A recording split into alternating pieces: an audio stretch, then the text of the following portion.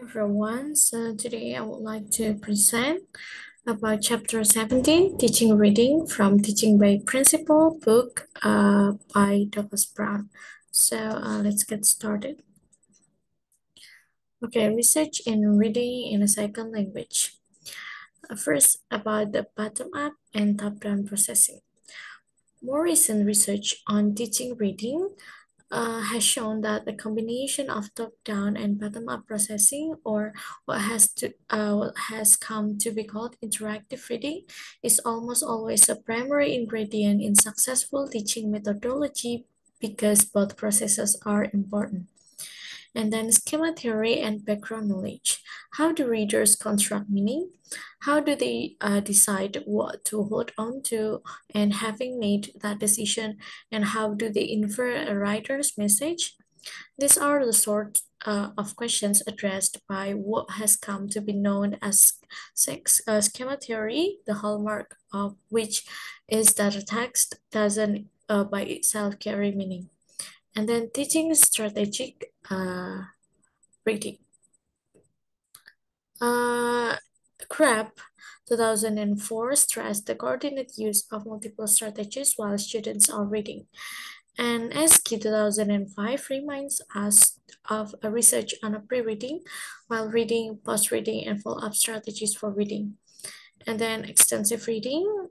Uh, Researchers agree that, at least for academic purposes, extensive reading is a key to students' gain in reading ability, linguistic competence, vocabulary, spelling, and writing. And then reading rate, fluency, and automaticity. Anderson, 2014, further notes that fluency is a combination of both reading rate and reading comprehension. He goes on to suggest strategies of skimming, scanning, predicting, and identifying mind ideas as approach to increasing fluency, or what might also be described as automaticity. And then focus on vocabulary. In recent years, there has been a resurgence of interest in the role of vocabulary knowledge on the acquisition of reading skills, with findings that support a strong relationship between vocabulary knowledge and letter reading ability. And then the role of affect and culture.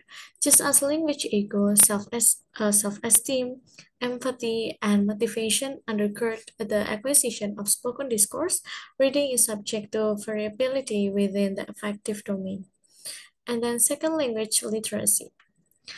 As L2 materials and methods continue to apply both bottom-up and top-down models of reading to programs and curricula, one particularly challenging focus of effort for researchers and teachers has been literacy level teaching of adult. Okay, and then we moved into a genre of written language. Each of the types listed on the picture or is an example of a genre of written language. So as you can see in the picture, there are so many genre of the written language, and I will mention for several example.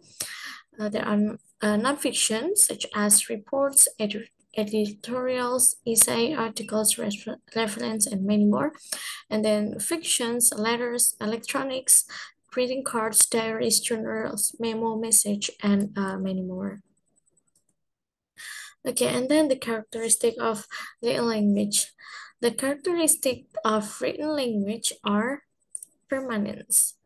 Written language is permanent, and therefore the reader has an opportunity to return again and again if necessary to a word or phrase or sentence or even a whole text. And then processing time.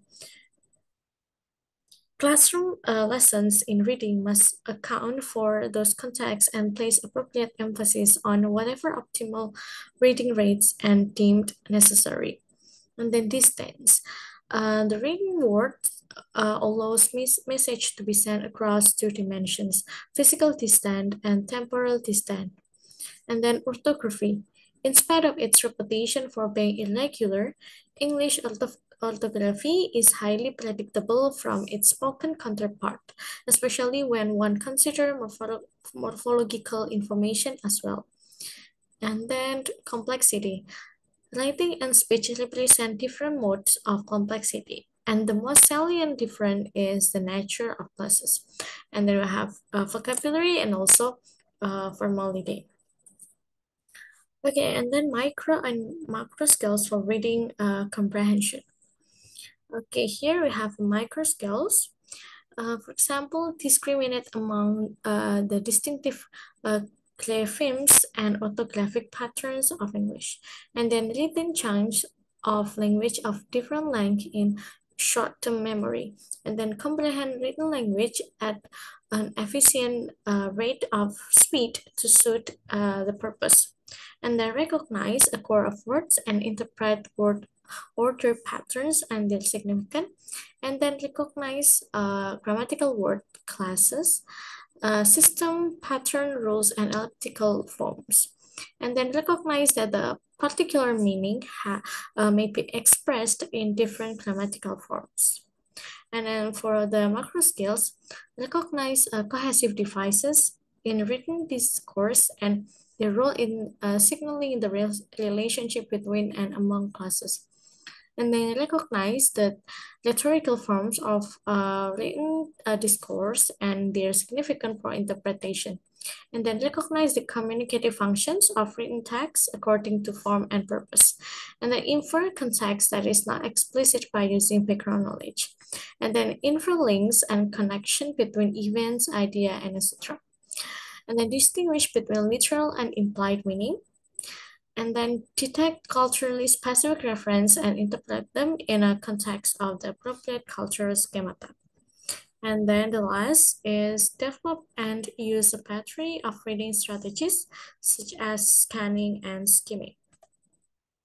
And then strategies for reading comprehension. There are several points about the strategies.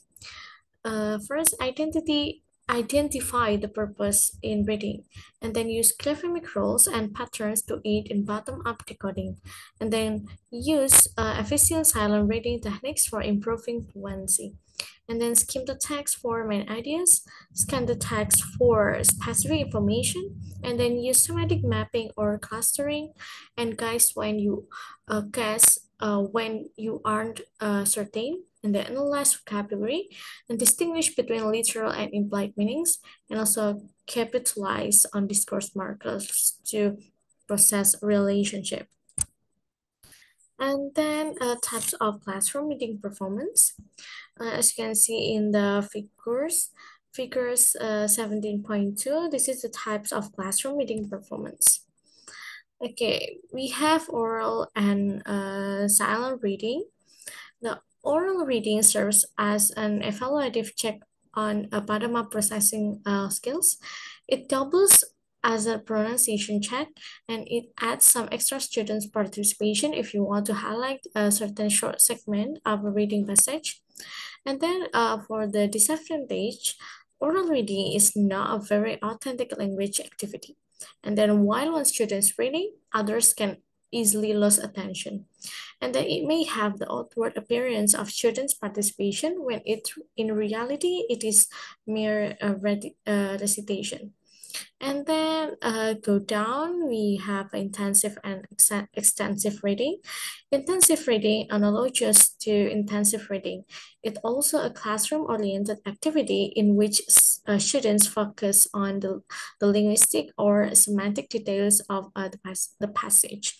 And then extensive reading is carried out to achieve a general understanding of a usually somewhat longer text, for example, books, long articles, and essay. Okay, and then principles for teaching speaking skills. We have in an integrated course include a focus on reading skills, offer reading on relevant, interesting, and motivating topics, and then balance authenticity and readability in choosing text, and then encourage the development of reading strategies, include both bottom-up and top-down techniques, and then follow the SQ3R sequence. SQTR is survey, questions, read, uh, recite, and also review. And then design, pre-reading, while reading, and post-reading phase. And then build ongoing or informal assessment into your techniques. Okay, so the last we have assessing reading. So it's divided into 4 points or four way to assessing the reading. The first is perspective reading. Uh, the example is reading aloud, copying, multiple choice recognition, and also picture code, quit in identification. And therefore, a selective reading, uh, there are multiple choice, grammar or vocabulary task, and then contextualized multiple choice, and then sentences a level closed task. And then we have interactive reading. The example is discourse level plus task, and they're reading and comprehension questions, and then short answer responses to reading, and then discourse editing task, and then scanning, and many more. And then for extensive reading, we have skimming, summarizing, responding to reading through short essay, note taking, marginal notes, highlighting, and also the last is outlining. Okay, so that's all about chapter 17. Thank you for your attention and see you.